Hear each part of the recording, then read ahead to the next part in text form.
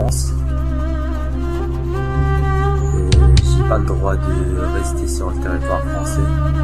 J'ai pas le droit de faire mes études.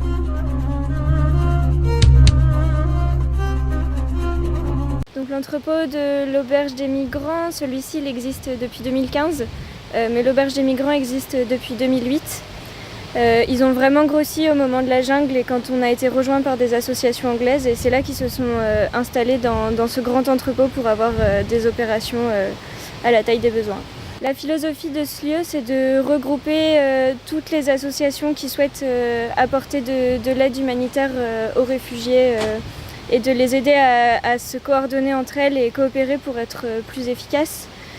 Donc vraiment ce lieu, c'est l'auberge des migrants, a vraiment une fonction de parapluie pour toutes les associations qui sont regroupées.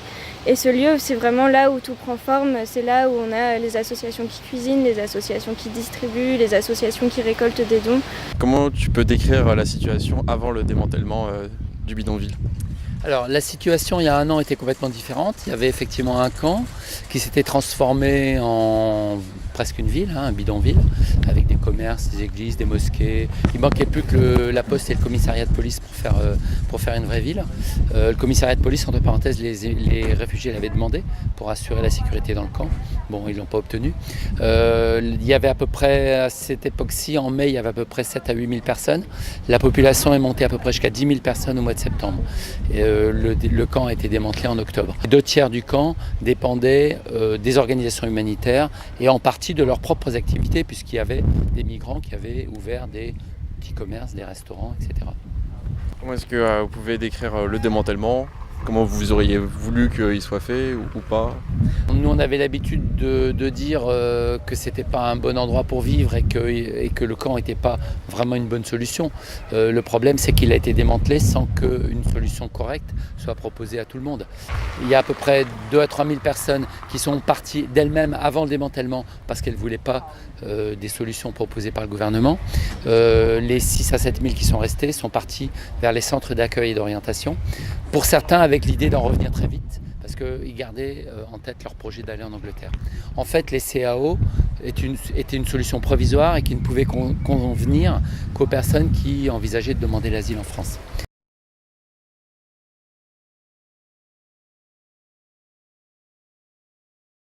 Ces 600 personnes vivent dans des conditions très mauvaises, pas d'abri, ils dorment dehors, sauf exception. Ils dépendent entièrement des organisations humanitaires pour les vêtements, les couvertures, l'alimentation. Et ils sont soumis à des pressions, plus qu'à des pressions, à des violences importantes de la part des forces de police. Les consignes qui sont données par le gouvernement aux forces de police, c'est de fait de décourager les migrants d'être là. Et une des façons de les décourager, il y en a d'autres, c'est de les chasser, leur courir après, les arrêter et même quelquefois d'empêcher les distributions alimentaires. Donc la pression est aussi mise sur les bénévoles. Est-ce que vous pouvez décrire ces distributions alimentaires ? Alors il y a 2 sortes de distribution alimentaire. Il y a une distribution alimentaire en point fixe dans une zone industrielle ici près de Calais. La mairie de Calais a voulu nous interdire de le faire, mais l'arrêté municipal a été annulé par la justice. On distribue à peu près 400 repas par jour à cet endroit-là. Et il y a d'autres distributions qui se font à la gare, qui se font dans des parcs où il y a quelques migrants qui cherchent à rester. Et les policiers vous donnent tout le temps nécessaire pour distribuer les repas ? Alors non, justement. L'annulation de l'arrêté municipal par la justice aurait dû nous permettre de travailler librement, de travailler de la façon qui convienne aux réfugiés et à nous. Et en fait, c'est difficile parce qu'à partir du moment où on commence la distribution sur le point fixe, la police nous dit « vous avez 1 heure pour distribuer ». Au bout d'1 heure, 1 heure et quart, ils avancent, ils mettent la pression à travers des arrestations de migrants, des contrôles d'identité des bénévoles, et du coup on est empêché de travailler. Pourquoi 1 heure ? Ouais, c'est un grand mystère, hein. De toute façon, il y a rien qui prouve, qui leur donne ce droit de nous arrêter au bout d'1 heure, mais ils le font quand même, ils contrôlent tout le monde et ils font partir les gens, ils les redirigent vers la forêt. Mais il y a pas d'argument, simplement qu'ils refusent que les gens s'installent. On a distribué quelques tentes, mais on a renoncé parce qu'elles sont systématiquement détruites par la police. On distribue des sacs de couchage, des couvertures, de la nourriture, des vêtements, des chaussures. Concernant les sacs de couchage et les couvertures, on est obligé de les renouveler régulièrement, soit parce qu'elles sont abîmées par la pluie, par la boue, soit parce que la police les gaze. Et aussi parce que la police les enlève, les met en décharge. Donc on a un gros flux, on va dire, de couverture et sacs de couchage nécessaires pour que les gens puissent dormir dans des conditions pas trop épouvantables, quoi. La première fois que je suis venu à Calais, c'était en janvier 2016. Il y avait une caravane humanitaire qui partait pour Calais. J'en ai profité pour les suivre. Je n'avais pas vraiment envie d'y aller, mais je voyais ce flux d'informations sur Calais. Puis j'avais un peu de temps, un peu d'argent, alors j'ai décidé de les suivre, pour supporter les gens. Alors je suis venu, et j'ai trouvé ça très productif. On construisait des cabanes à l'intérieur du bidonville. J'étais très épanoui d'être dehors, et à aider directement, plutôt qu'à être chez moi à regarder la télévision, et à me sentir déprimé et inutile.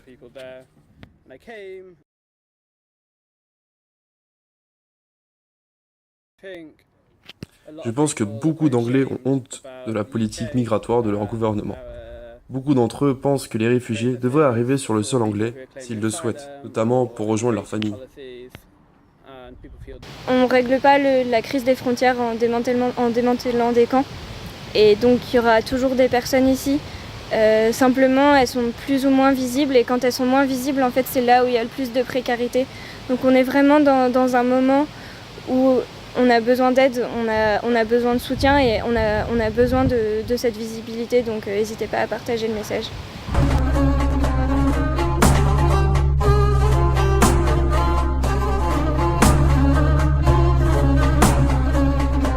Privilégiant la répression, le ministre va demander à ses troupes de faire du chiffre. Le ministre, le ministre.